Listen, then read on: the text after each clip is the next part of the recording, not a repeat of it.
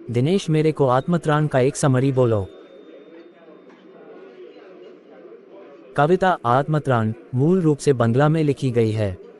इसका का हिंदी में अनुवाद आचार्य हजारी प्रसाद द्विवेदी जी ने किया है। प्रस्तुत पाठ में कवि का यह मानना है कि प्रभु में सब कुछ कर देने का सामर्थ्य है, फिर भी वे चाहते हैं कि वे स्वयं संघर्ष करें, प्रभु को कुछ न करना पड़े। जिस प्रकार तैरना सीखना चाहने वाले स्वयं हाथ पैर चलाकर ही कुशल तैराक बन सकते हैं। परीक्षा के लिए जाते समय विद्यार्थियों को बड़े आशीर्वाद देते हैं, लेकिन स्वयं जाकर परीक्षा देनी पड़ती है। उसी प्रकार कोई भी खेल प्रतियोगिता हो तब सभी दर्शक खिलाड़ियों का उत्साह बढ़ाते हैं, इससे खिलाड़ियों मनोबल बढ़ता है, लेकिन खेल स्वयं खेलना होता है। स्वयं मेहनत कर ही खेल में जीत हासिल करनी होती है।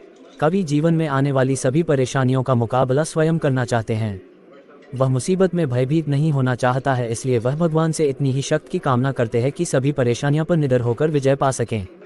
कवि दुखों से परेशान हृदय को सांत्वना नहीं देना चाहते, लेकिन दुख पर विजय पाने की शक्ति चाहते हैं। जीवन के कठिन समय में किसी की सहायता नहीं मिले तो भी आत्मविश्वास बना रहे। कवि कहते हैं, इस संसार में मुझे केवल हानि और दुख मिले, लाभ नहीं मिले तो भी मैं अपने मन में कोई दुख व कमी महसूस नहीं करूं। कवि कहते हैं, जीवन की कठिन विपदाओं से आप मेरा बचाव करें, मैं यह नहीं चाहता हूं।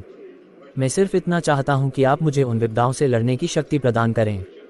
कवि की ईश्वर से यही प्रार्थना है कि आप मेरी कठिनाइयों को कम मत करो, लेकिन बस इतना विनय रखना कि मैं इन कठिनाइयों का बोझ निर्भयता से उठा सकूं। कवि सुख के दिनों में भी निरंतर भगवान के पास रहना चाहते हैं। ऐसा दृढ़ विश्वास चाहते हैं कि यदि दुख संपूर्ण रूप से मुझे घेर ले तो भी मैं आप पर शंका न करूं। माना जाता है कि प्रार्थना द्वारा आत्मविश्वास का संचार होता है।